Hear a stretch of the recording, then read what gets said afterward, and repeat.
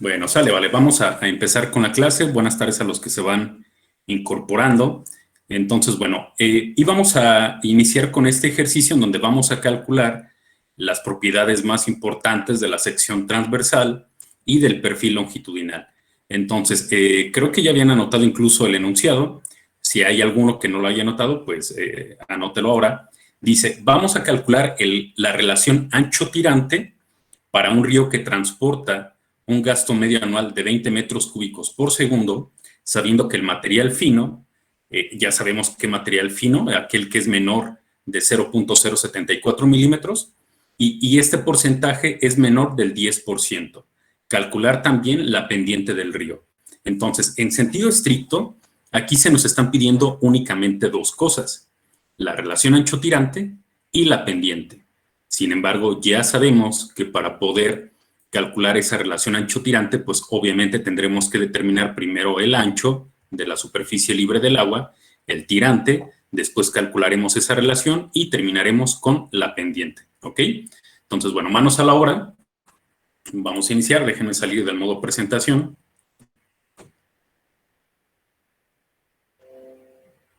Ok, ahí lo tenemos, sale. Entonces vamos a empezar calculando el ancho de nuestra sección. Ustedes ya tienen ahí anotadas las ecuaciones. Vamos a ver, si me equivoco en algo, pues ustedes me van corrigiendo. Entonces, el ancho de la sección, espero que alcancen a verlo bien. ¿Sí se ve bien la ecuación que estoy escribiendo o está muy pequeña? Sí, se ve bien. Ok, como que veo algunos que dicen que sí se ve, otros no los veo tan seguros, pues por cualquier cosa vamos a hacerla ligeramente más grande. Tampoco no mucho, porque luego no va a caber todo. Vamos a dejarlo de ese tamaño. Vale, entonces, ¿cómo vamos a calcular el ancho de nuestra superficie libre del agua? Bueno, de acuerdo a la ecuación que teníamos en la diapositiva anterior y que ustedes ya anotaron en su cuaderno, dice que yo voy a anotar la ecuación tal cual. Si ustedes no quieran anotarla y se quieran ir directamente a la sustitución, perfecto. Yo voy a anotar toda para que quede un poquito más claro. Esa ecuación dice que es 43.7, que multiplica a esa m, que ahora ya sabemos qué significa, y esa m estaba elevada a la menos 0.39, ¿ok? Sale. Y luego eso también multiplicaba a nuestro caudal, que estaba elevado a la 0.38, pero eso ya positivo. Entonces, bueno, esa es la ecuación que vamos a utilizar para el cálculo del ancho de nuestra sección transversal. Entonces, una vez que ya tenemos el ancho, simplemente tenemos que ir sustituyendo valores. En primer lugar, tendremos que sustituir el valor de m. Entonces, ¿cuánto vale m? A ver, Diana, ¿cuánto vale m en este caso?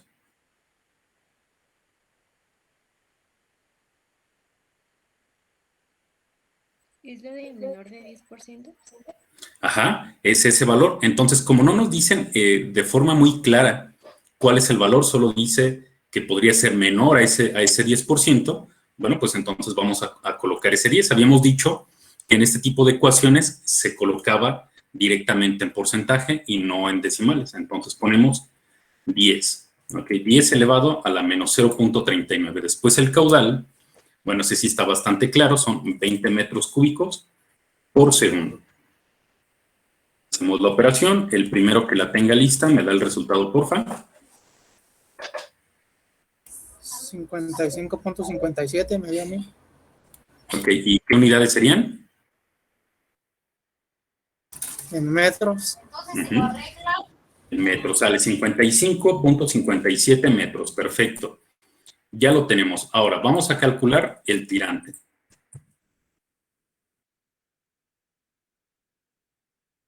Y el tirante, la ecuación, insisto, si me equivoco en algo, ustedes me corrigen, lo tenemos como D minúscula y era, esperen un segundito, ahí.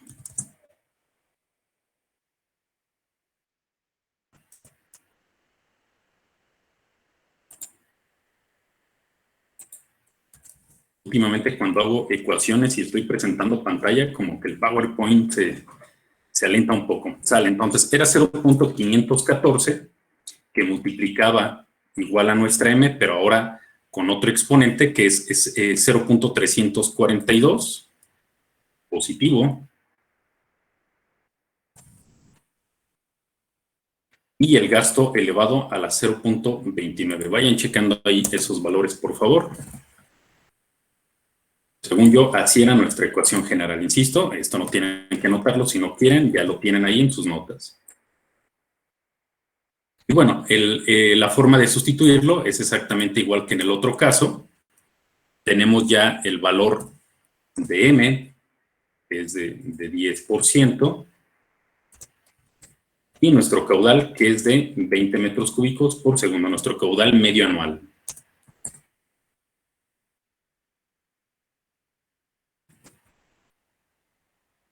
De 2.69.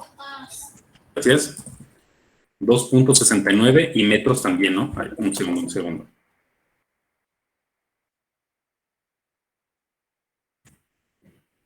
Ahora. 2.69 metros. Ahí está, perfecto. Y ya una vez que tenemos calculado el ancho de la superficie libre del agua y también tenemos calculado nuestro tirante, pues ya nada más nos queda calcular la relación. Entonces voy a colocar por aquí la relación ancho-tirante. Habíamos dicho que se denotaba con la letra F mayúscula. Entonces va a ser de la siguiente manera. Ancho tirante.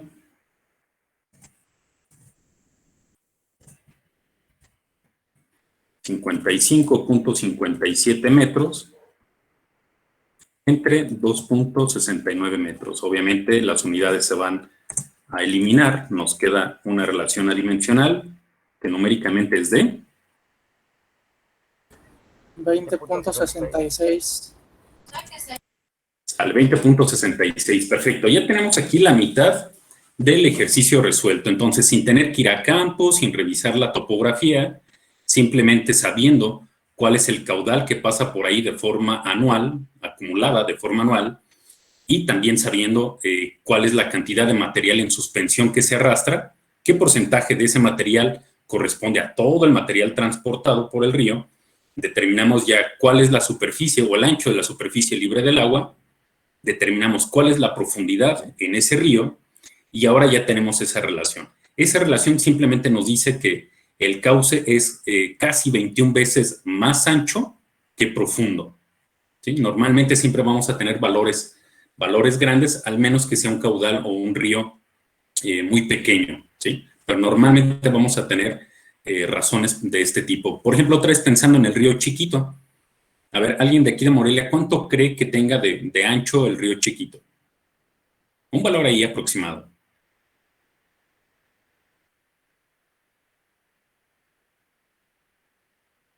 No me refiero a todo el ancho del cauce, sino de la superficie libre del agua, o sea, donde va fluyendo el caudal. 4, 5 metros. ¿Perdón, Heriberto? Unos 5 metros. Unos 5 metros, sí, me parece bien. Creo que 5 metros podría ser. Y a ver, entonces tú mismo, ¿qué tirante crees que tenga actualmente? Si fuéramos en este momento y medimos la profundidad del agua, ¿de cuánto crees que sea? Bueno, en algunas partes, sí, algún metro o menos. Ok. Yo creo que incluso te fuiste muy arriba. Yo creo que no llegará al medio metro. Ya cuando empieza a llover bastante, pues sí sube mucho, ¿no? Pero cuando no está lloviendo, yo creo que no llega al metro. Entonces andará en una relación, no sé, por ahí de entre 10 y 20, dependiendo los valores, dependiendo del momento en el que vayamos, pero andará por aquí, más o menos entre 10 y 20 de F, ¿ok? Entonces, por eso les digo, normalmente tendremos valores así de este estilo. Ok, perfecto. Entonces, ya tenemos el ancho, ya tenemos el tirante y ya tenemos la relación ancho-tirante. Ahora vamos a calcular la segunda parte, que es la pendiente del río. Voy a anotar igual la ecuación que habíamos visto ya en la diapositiva anterior.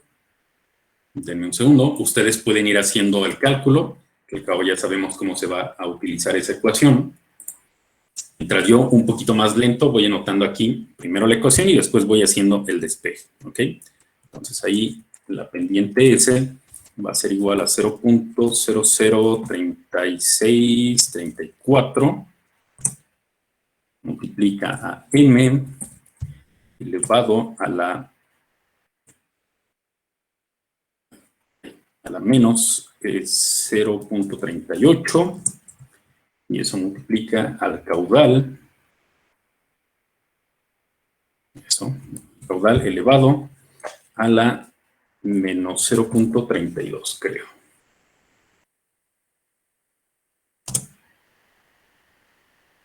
Perfecto. Si no me equivoco, esa es la ecuación tal cual la tenemos ahí.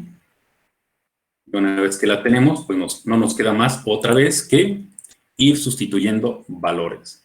Y sería igual, en lugar de la m colocaremos 10 y en lugar de la q pondremos, un segundo que me equivoqué, 20.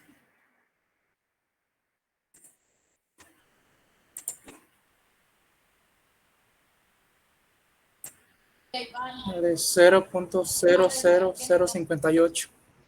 A ver, otra vez, ¿cuántos ceros? 3 ceros. Ok. 58. Sale, perfecto. Y las unidades, recuerden, metros sobre metro. Muy bien, nada más denme un minutito para dejar esto bien, que no se vea todo disparejo. Me hizo falta indicar una multiplicación. Y aquí igual.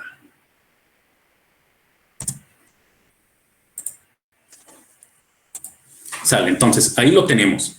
Lo podemos dejar así, la pendiente tal cual nos la dijo Heriberto. Podremos también ponerlo en notación científica, es decir, sería lo mismo que tener 5.8 por 10 a la menos 4, ¿ok? Y ya está. Entonces, es una pendiente más o menos considerable. Quiere decir que por cada metro que nosotros avanzamos, estamos recorriendo casi 1 milímetro, ¿ok? Entonces, esa sería más o menos la pendiente. Es una pendiente aparentemente pequeña, pero bueno, ya nos iremos dando cuenta que ya es una pendiente más o menos considerable, ¿no? No es tan pequeña, tomando en cuenta que estamos hablando de un río, ¿ok?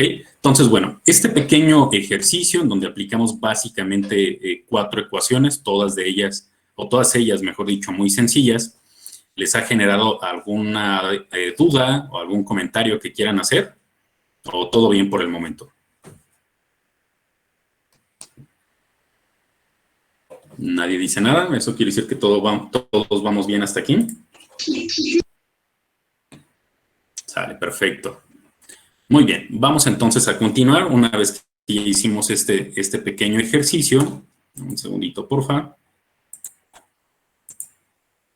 Ok, ahora sí. Entonces, bueno, ya vimos cómo se van a determinar las características de una sección transversal. Ya vimos también cómo vamos a calcular la pendiente. Pero ahora vamos a ver cómo determinar las características de esas curvas que tanto hemos hablado, de esos meandros, ¿sí? Entonces, lo primero que tenemos que ver para poder determinar estas características de estas curvas tan importantes, pues es entender cómo se van formando a través del tiempo. Para ello, hay que estudiar algo que se denomina flujo secundario, lo cual da pie a la formación de meandros, ¿sale? Entonces, bueno, a través del tiempo, la evolución de los meandros puede tener 2 tipos de movimientos, o se puede clasificar en 2 categorías. Uno de estos movimientos lo vimos ampliamente cuando analizamos la fotografía. No sé si lo recuerdan, teníamos una fotografía que parecía del Amazonas, que se veía, no sé, muy boscoso o selvático, en donde decíamos, bueno, si nosotros volviéramos a analizar la fotografía de esta zona dentro de 50 o 100 años, vamos a ver cómo el río ya se desplazó completamente hacia adelante, hacia aguas abajo. ¿Por qué se iba a presentar ese efecto? Si quieren, vamos a recordarlo. Y ahí lo explicamos para retomar lo que dice aquí esta diapositiva. A ver, aquí. Nosotros decíamos, bueno, debido a esos procesos físicos que se llevan a cabo en estas curvas, en estos meandros, vamos a tener sedimentación en la parte interna de la curva y erosión en la parte externa. Y así en todas estas curvas. Entonces podemos ver, e incluso me parece que lo comentábamos, cómo toda esta parte donde se está sedimentando el material, en algún momento, después de muchos años, va a estar cubierto también de vegetación. Incluso, no sé cómo se alcanza a ver en sus pantallas, pero aquí en esta zona se alcanza a ver vegetación pequeña, más pequeña que la que tenemos aquí detrás. Esto quiere decir que en algún momento el agua pasaba por aquí pasaba el río, se fue sedimentando, creció la vegetación y ahora esa vegetación se va a ir extendiendo. Pero como aquí se va a seguir erosionando, pues va a continuar y a continuar avanzando, ¿sí? Ese es el primero de los fenómenos que puede ocurrir. Entonces voy a regresarme a la diapositiva donde estábamos. Y lo que nos dice esta diapositiva es que entonces nosotros vamos a tener dos tipos de movimientos, así en términos muy generales. El primero, dejen que reaccione mi puntero, aquí está. Dice que es la migración hacia aguas abajo de todo el meandro. Entonces simplemente es un movimiento o una avanzada, que es lo que acabamos de explicar en la fotografía. Pero también podría pasar otra cosa. La otra cosa dice que podemos tener expansión en la curvatura del meandro, después se puede estrangular y finalmente podemos tener el corte del mismo. Sin embargo, ambos efectos pueden presentarse de forma simultánea en algunos sitios. Es decir, en algunos ríos, mientras avanza, también se puede ir cortando el meandro. Ahora se los explico. Lo tenemos aquí en estos esquemas. Se entiende bien en el esquema, pero creo que se entiende mucho más en la propia fotografía que estamos analizando. Entonces, voy a regresar otra vez a esa fotografía para explicarlo. Entonces, a ver, ya explicamos el primer movimiento, ¿no? Simplemente es que las curvas vayan avanzando en dirección hacia aguas abajo y tenemos una migración completamente del meandro, punto. Pero la segunda forma en la que se pueden ir transformando estos meandros es la siguiente. Dice, se puede hacer se puede ensanchar el meandro, es decir, a partir de aquí, de esta zona donde tenemos la sedimentación, se va a ir haciendo angosto, pero en la parte superior se va a ir haciendo ancho. Entonces, esta parte de aquí se va a ir haciendo cada vez más ancha y va a llegar a un punto en el que esta pequeña zona, esta zona que se ve muy angosta, y también, por ejemplo, esta que tenemos aquí, o esta que tenemos acá, se va a hacer cada vez más delgada hasta que se estrangule por completo. El recorrido tan grande va a pasar directamente desde este punto donde tengo el cursor hacia este otro punto. Entonces va a pasar aquí por la parte más angosta. Con ello, lo que va a provocar es que se formen islas. Cuando llueva, pues aquí se va a anegar, se va a almacenar el agua sin que tenga una salida hasta el cauce. Entonces aquí se va a empezar a formar como una pequeña isla. Y así se va a ir transformando con el tiempo, ¿ok? Entonces aquí podemos tener ese estrangulamiento y después desaparece por completo el meandro. Pero dice que en algunos sitios se puede dar a la vez la migración del meandro y la eliminación del propio meandro. Entonces lo podemos ver claramente aquí. Mientras avanza el meandro, puede ser que tengamos más sedimentación que erosión.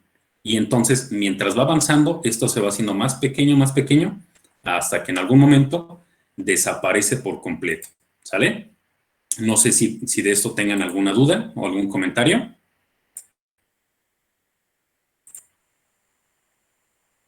¿No? ¿Lo entienden todo muy bien?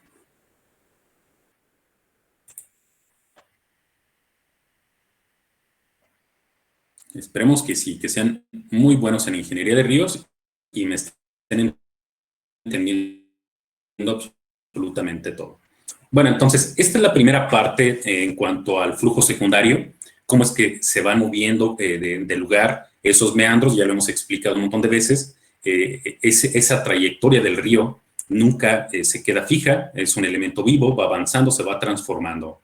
Pero ahora lo que vamos a hacer es configurar ese meandro. Para ello tenemos que conocer cuáles son sus parámetros principales.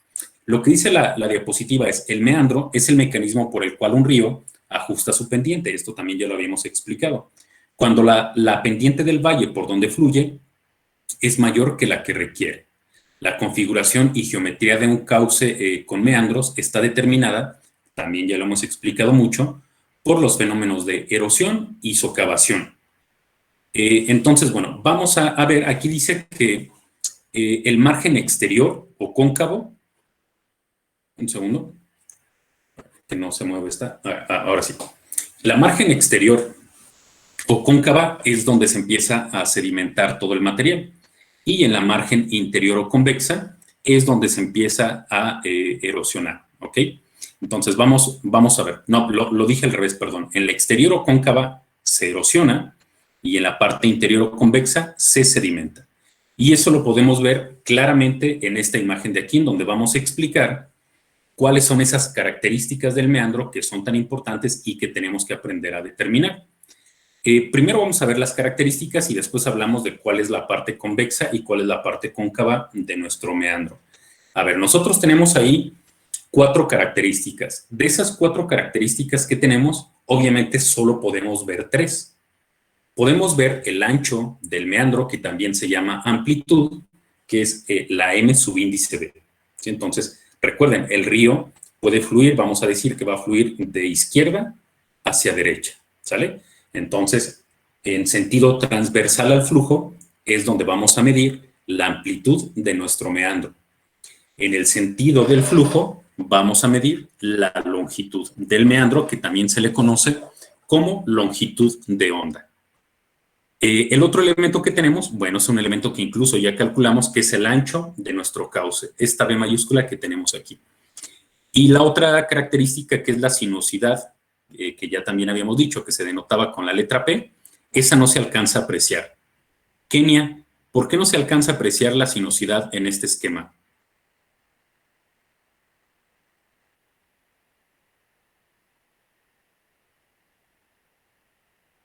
A ver, Kenia, ¿me ¿Por qué es escuchas? la relación entre el largo de todos los meandros del río?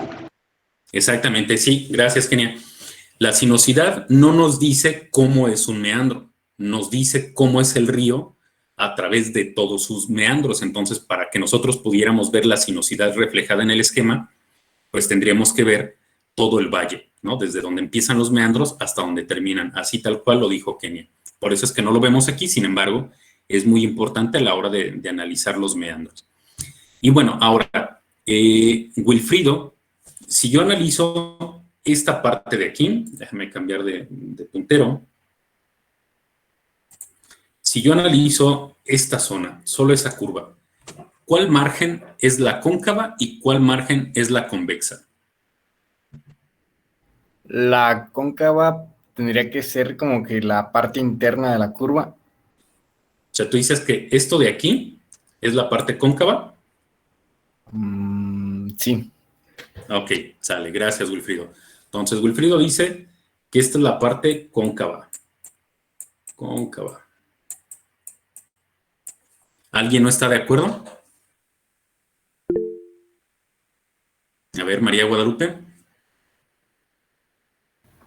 Habíamos comentado que la parte cóncava es la parte exterior. Entonces, Sí, tendría que ser esto de aquí. sí, y esa que había seleccionado anteriormente sería convexa. Ok, bueno, ya tenemos ahí 2 opciones.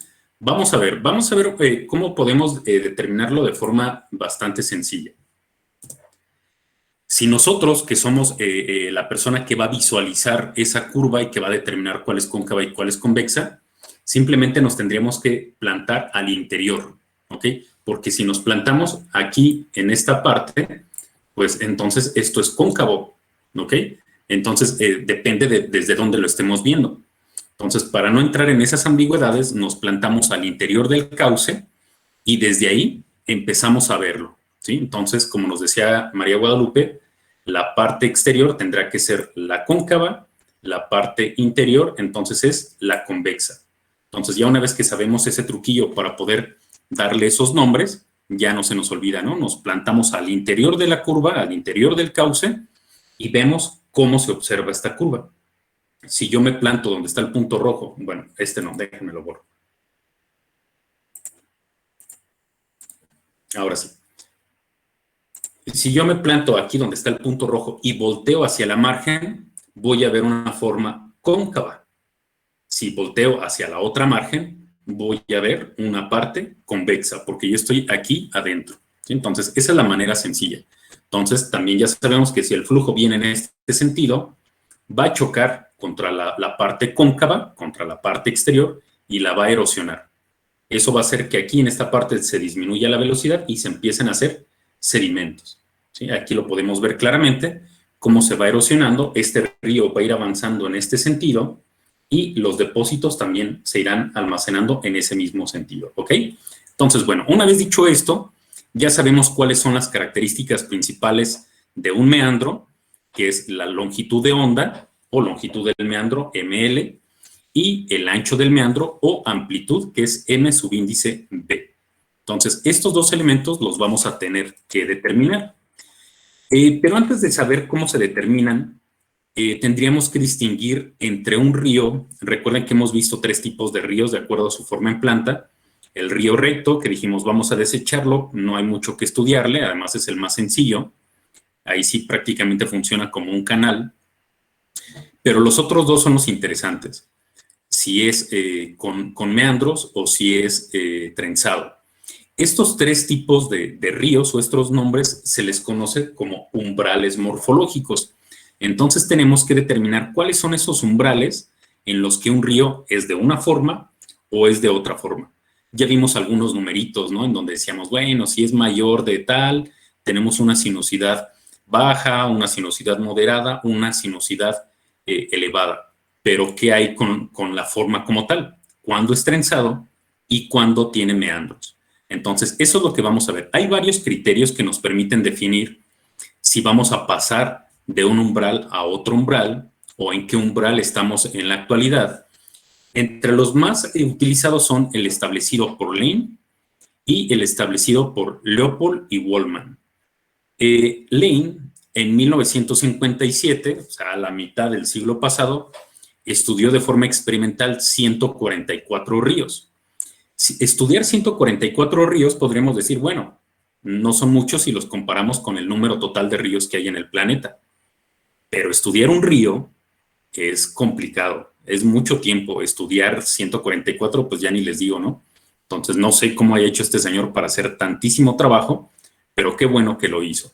Entonces él analiza estos 144 ríos y empieza a establecer relaciones entre varias variables. Las variables que él pudo relacionar fue el gasto medio de ese cauce, la pendiente y el material del fondo, además de las márgenes y la forma del río en planta, que es lo que más nos interesa a nosotros. Entonces, esas características geomorfológicas del cauce las pudo relacionar sobre todo con el caudal y con el material del fondo. Este señor Lane, una vez que ya estudió esos 144 ríos, que encontró esas relaciones entre las distintas variables, propone esta ecuación de aquí. Esa ecuación es muy importante, pero también hay que decirlo, es sumamente sencilla. Dice que la pendiente del cauce va a ser igual a una constante, K, dividida entre 2.44, y el resultado habrá que multiplicarlo por el gasto medio anual elevado a la menos 0.25.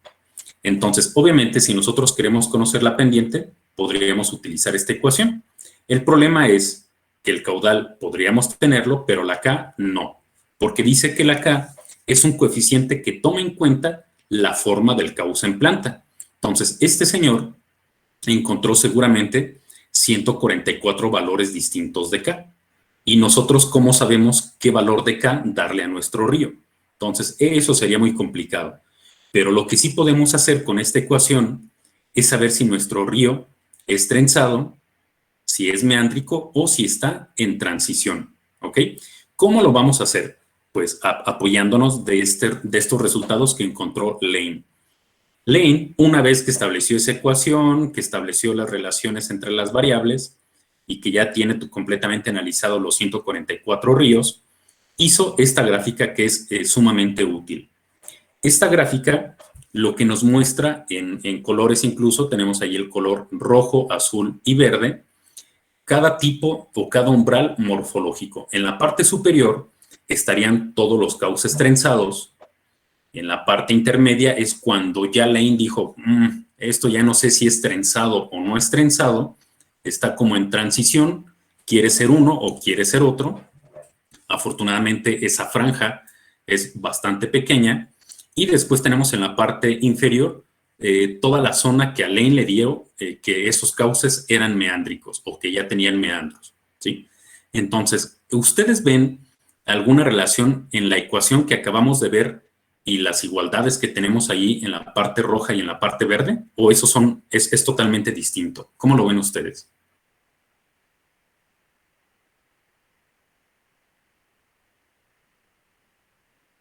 A ver, por si no alcanzaron a ver la ecuación, déjenme hacer una cosa. Voy a hacer una copia de la ecuación, la ponemos junto al gráfico y ahí la analizamos a ver qué tal. Vamos a dejarla por aquí. Sale. Ahora sí, la pregunta es, ¿ven alguna relación entre esta ecuación que propuso Lane y esta igualdad que tenemos aquí en verde? ¿Se parecen en algo o son dos cosas distintas?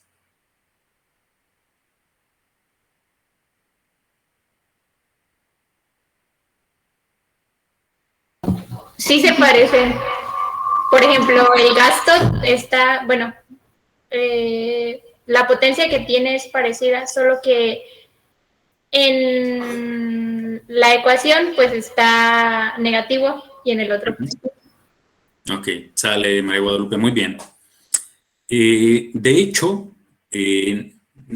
no es que se parezcan, es la misma, ¿ok? Es la misma. Ahora les explico por qué esa diferencia que nos decía María Guadalupe en cuanto a la potencia. Vamos a ver.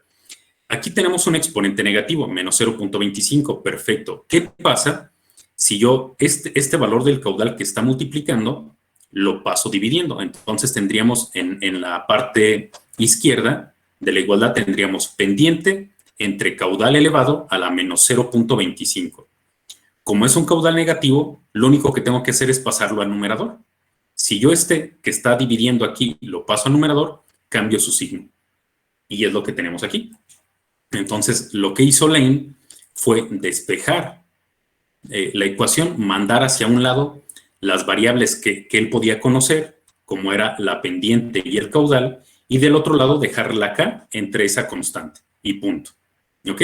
De esa manera, él fue sustituyendo el valor de la pendiente de esos 144 ríos, el caudal correspondiente, y decía, ok, este río que tiene este gasto y este caudal, si yo despejo acá, o si simplemente hago este cálculo, me da de 0.01, 0.002, etcétera. Y así fue obteniendo todos los valores.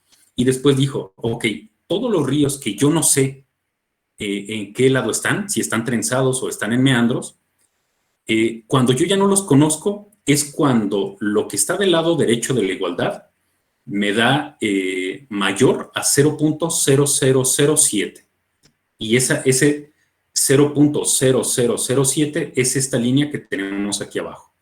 Dijo, ok, cuando ya sale superior de este valor, ya no sé qué es. Pero después llega a otro valor y dice, cuando superan el 0.0041, ya sé qué son. Y son trenzados. Entonces, este valor que nosotros tenemos aquí corresponde a esta línea superior. Este valor que tenemos aquí abajo en verde corresponde a este otro valor, ¿sí? Entonces, si nosotros tenemos un río, lo único que tenemos que saber es qué pendiente tiene, qué caudal media anual transporta o fluye por ahí, sustituimos, vemos qué valor nos da, lo comparamos con estos dos y vemos en qué parte estamos, ¿sí? Esa es una manera de hacerlo. Otra manera de hacerlo es lo que vamos a hacer a continuación. Vamos a dejar de lado la ecuación y lo vamos a hacer de una forma mucho más sencilla. Entonces, les doy unos minutitos para que hagan, bueno, para que anoten el enunciado y si les parece bien pueden hacer un esquema, aunque no sea preciso, pero un esquema del gráfico. Recuerden que yo les voy a pasar las diapositivas y ahí lo tendrán bien claro cómo se resolvió y demás. Pero si están haciendo sus notas, pueden hacer ahí un esquema de forma más o menos parecida. ¿Sale? Entonces, unos 3 minutitos para que anoten el enunciado y hagan el gráfico y después lo resolvemos. Mientras anotan, si alguien tiene alguna duda, algún comentario, queja, sugerencia, pues me dicen.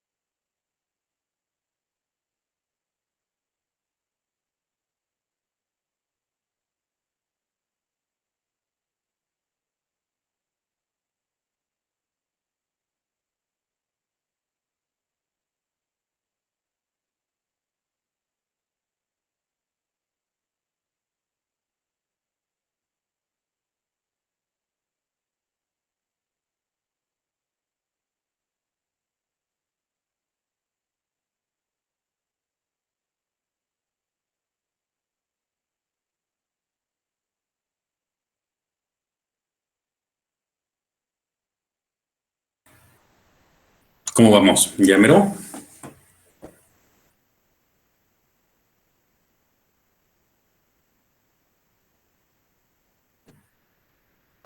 Un poquito más y terminamos. Sale un poquillo más. Ustedes me van avisando, por favor. Sí.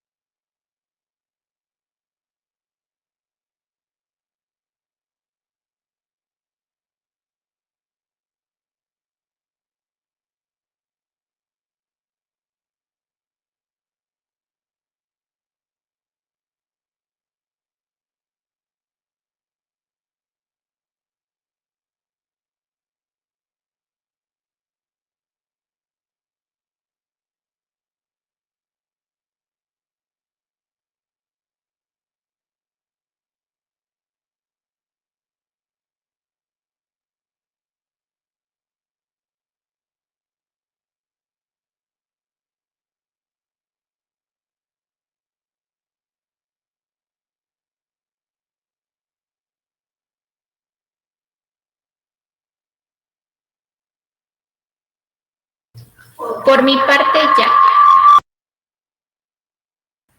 Ok, ¿hay alguien que falte todavía?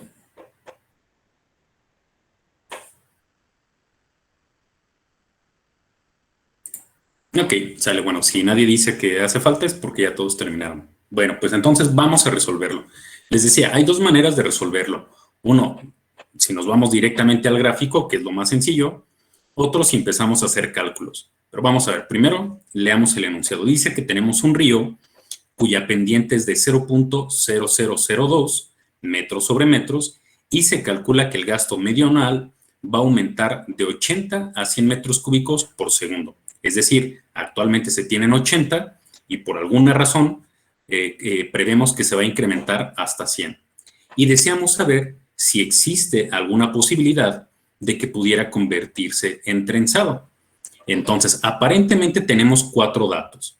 El primer dato es el valor de la pendiente, el segundo es el caudal actual, el tercero es el caudal a futuro y el cuarto se nos dice que el río actualmente no es trenzado. No sé si está en transición, no sé si está en meandro, pero dice, yo quiero saber la posibilidad de que pudiera convertirse en trenzado. Entonces, no es un dato numérico, pero igual es un dato importante, ¿sí? Entonces, sabemos que el río no puede ser trenzado actualmente. ¿Cómo lo resolveríamos? Pues bueno, una forma de hacerlo es que utilizando, déjenme lo marco aquí, utilizando solo esta parte de la igualdad, o de la ecuación, mejor dicho, podamos hacerlo, ¿sale? Entonces, si nosotros utilizamos esto de aquí, ¿tenemos la pendiente? Sí. ¿Tenemos el caudal actual? Sí. Podemos calcularlo, ver qué valor nos sale y compararlo contra este de aquí o contra este de acá arriba, para ver cómo está. Eso lo podríamos hacer. Otra forma de hacerlo mucho más sencillo es lo que voy a hacer ahora. Yo aquí puedo buscar la pendiente. La pendiente son 3 ceros y 2, como mis 2 ejes son logarítmicos. Entonces aquí tengo 3 ceros y 1. Por lo tanto, la siguiente línea tendrá que ser 3 ceros y 2. Ahí estoy más o menos. Y luego me voy abajo a buscar mi caudal. Aquí tengo 100 metros cúbicos por segundo, aquí en esta línea más gruesa. Por lo tanto, ahí tengo 90 y en la anterior tengo 80, que es lo que tendría actualmente. Esto quiere decir que actualmente mi cauce estaría aquí, justo en esta zona de aquí. Déjenme mover un poquito. Ahí está. Aquí justo donde está este punto, espero que alcancen a observarlo. Aquí es donde está mi río actualmente. Yo puse la pendiente, puse el gasto y lo encontré aquí. Entonces, efectivamente, como nos decía el enunciado, actualmente mi río no es trenzado, pero se nos pide ver si existe la posibilidad de que en el futuro sí sea trenzado. ¿Y qué cambios vamos a tener en el cauce? La pendiente no se nos dice que vaya a cambiar. Lo único que al parecer va a cambiar es el caudal y va a pasar de 80 a 100. Entonces simplemente recorro esa línea y ahora vamos a estar, me pasé un poquito, aquí, ¿sale? Entonces fíjense, antes estaba en meándrico, después del cambio va a seguir en meándrico. Entonces, ¿qué respuesta tendríamos que dar a ese enunciado? Que el río está en meandro, es un río meándrico y que no existe posibilidad de que se convierta en trenzado. Cuando mucho podríamos llegar a la zona de transición, aunque todavía nos falta un poquillo más. Tendríamos que tener o mayor caudal o mayor pendiente para que estuviera en transición. Pero dado los datos que tenemos, es meándrico y se va a quedar en meándrico cuando incremente el caudal. No sé si me expliqué, si quedó claro cómo se resuelve. Sí, muy claro. Sale. Y nada más por cerciorarnos, vamos a hacerlo de la segunda manera. Vamos a calcular aquí nuestra pendiente, que va a multiplicar a nuestro caudal, el cual está elevado a la 0.25. Vamos a hacer la sustitución, era 0.3 ceros y un 2, y eso multiplicaba a 80 elevado a la 0.25. Y a ver, ¿eso cuánto nos da, por favor?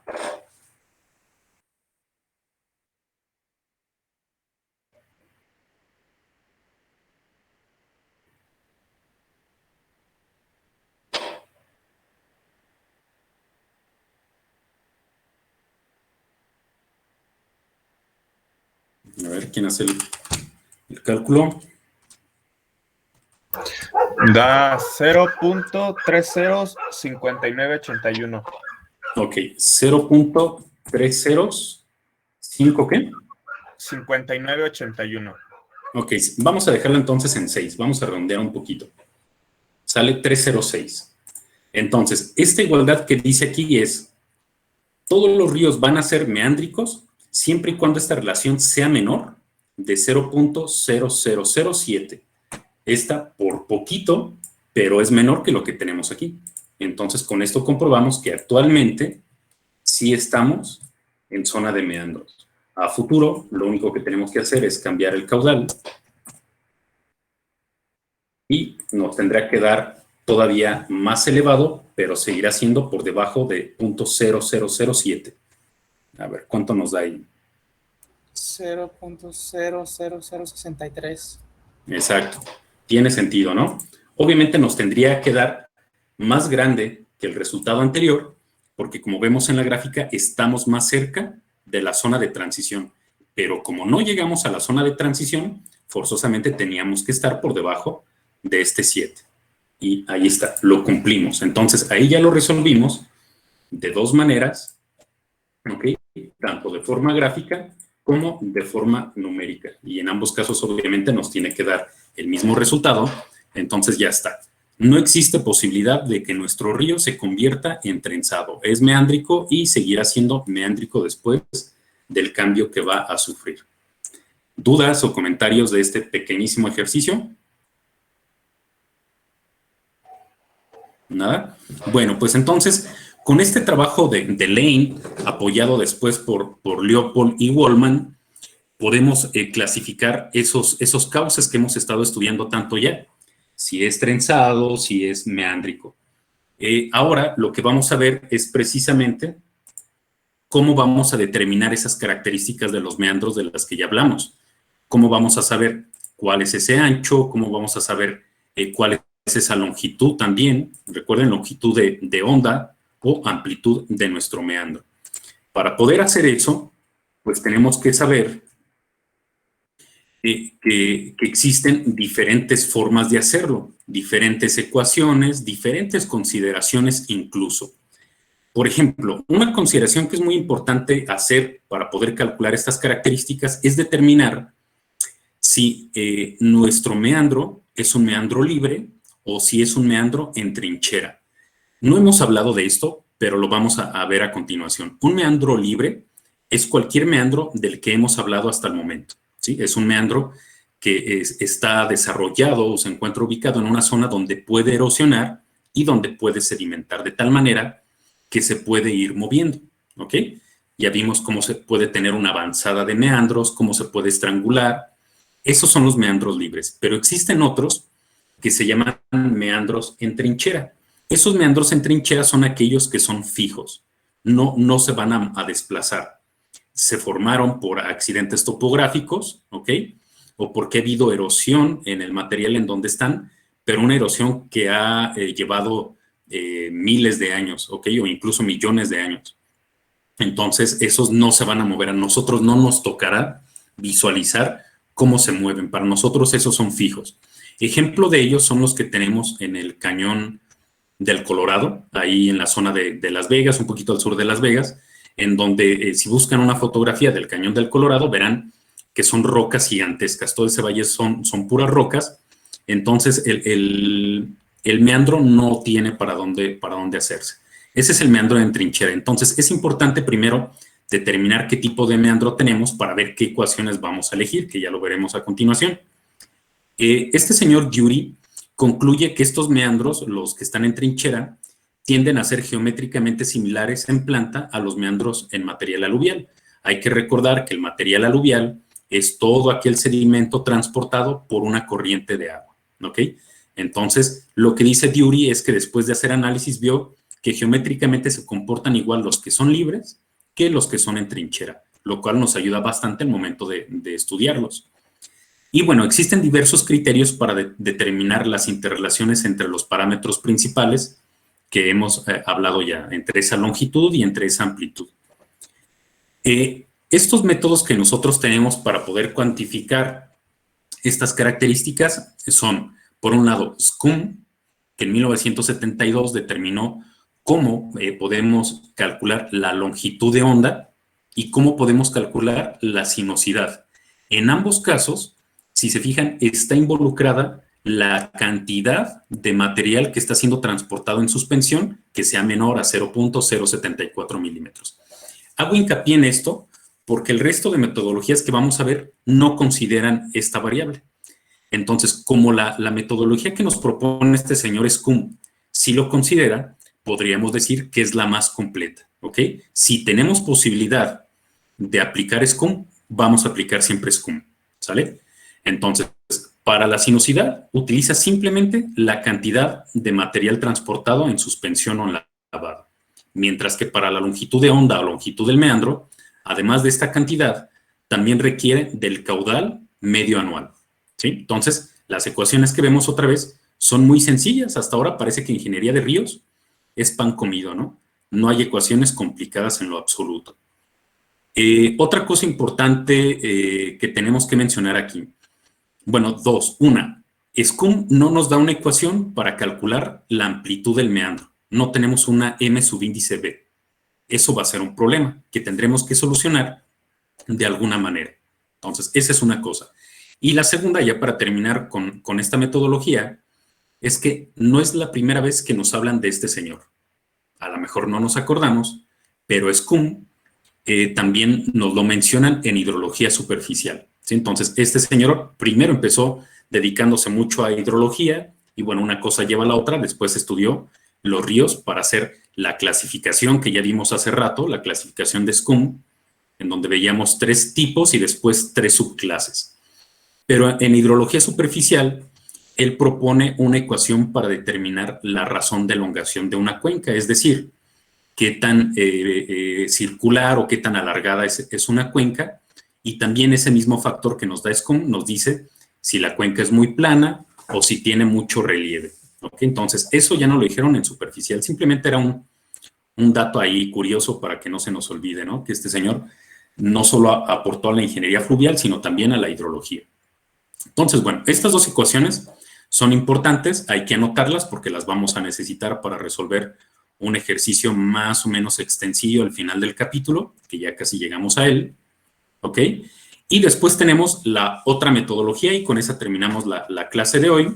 Esta metodología es propuesta por Carlston, que de él también vamos a hablar en otros capítulos más adelante.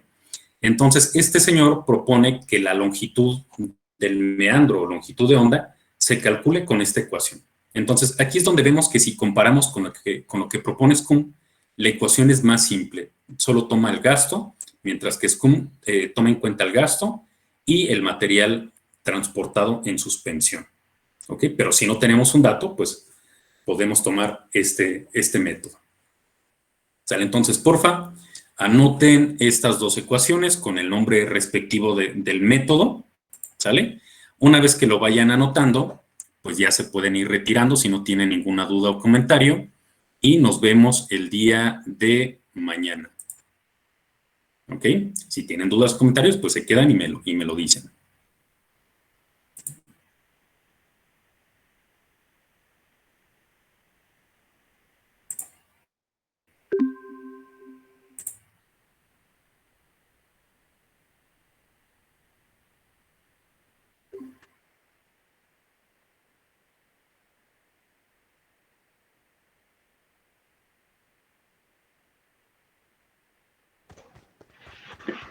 Hasta luego, ingeniero. Gracias. Nos vemos. Gracias a ustedes. Cuídense.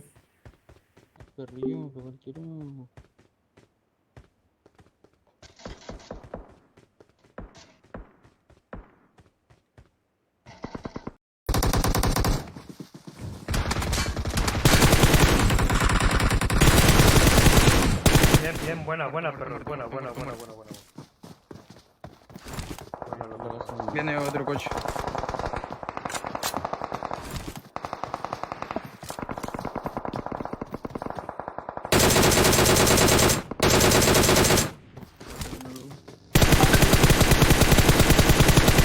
A ver, una de estos lo dejaste. No tengo de esto.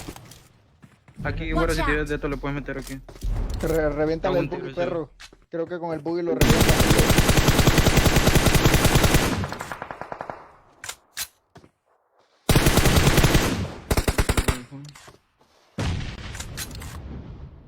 Deberían de matar al de la derecha, Sí, pero no traigo. Yo tampoco, no me tengo De uno. los que mataron atrás, güey. No podemos ¿Ustedes no? lootear tan fuera de zona. No puedo. Ah, ya están fuera. Dale, pues tiren humos, güey, y entren al árbol, al primer árbol que tenga zona, güey. Tienen 40 Tres segundos y humos tienen tú, coches. güero. Tengo Podemos uno. entrar por ahí, Creo que ese árbol, Leo, voltea a izquierda. Ese árbol blanco, güey, el de la derechita, el que está por arriba, güey. El que está por arriba, güey. 20 segundos. En ese buggy no hay nadie, güey.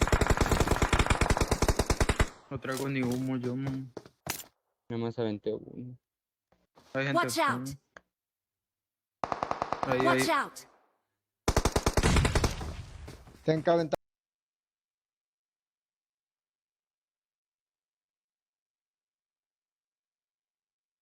Andar en scrimcitas con finalistas, traemos delay.